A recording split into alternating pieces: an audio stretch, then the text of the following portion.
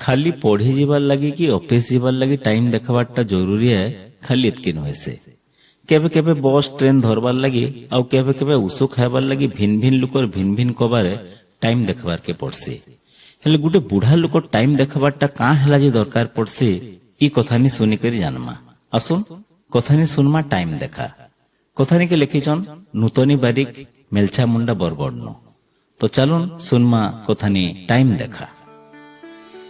मुई सम्बलपुर ने पढ़ला बेले गुटे घरे मोर सांग मानकर संगे मेस करी करी रहउतलु सबे गुटे रंधा करी खाउतलु आ जीए जहार समियाथी पढ़ी जाउतलु जहार घरे आमे रहउतलु से बड़े चाकरिया लोकटे थिले घरे ताकर पुओ झी आर चाकर बाकर करी रहउतिले घर मालिक के तो केबे नै देखी आमे बाकी ताकर बुढ़ा बापा के सबु दिनो दिन को 3-4 थर भेटुथुनु का करी बोले से हमको थर के थर आसी केते टाइम हैला बोली पचरउतिले आमे सांग माने सबे कथा होतलु जे इबुआ इमानकर घरे घड़ीटे भी नै उले गायगा जे बुढ़ा हमको खाली केते टाइम बोली समकु घा घा थर के थर आसी गिरी पचरउतिसी एंता भाबुतसु सबे आर फेर टाइम पचराले कहतसु भेल थोड़े दसरा छुट्टी के सबे गाँ के जाइथिलु 15 दिन रहला उतरु जेन दिन फिलनु मालिक घरे टेंट सजाही बढ़ेटे भुजी भातर रंधा बुढ़ा चली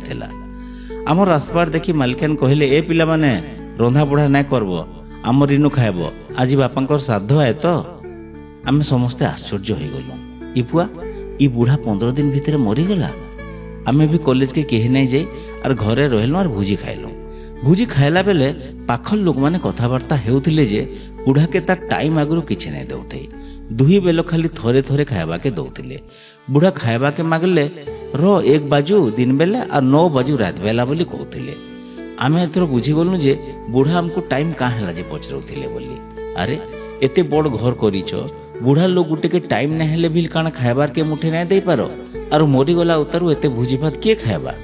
इनु आमे सभे जानबार कथा जे माँ बापा जी थाउन थाउन जहा खाइबा के देइथिमा मरी गले आ खाई नै आसन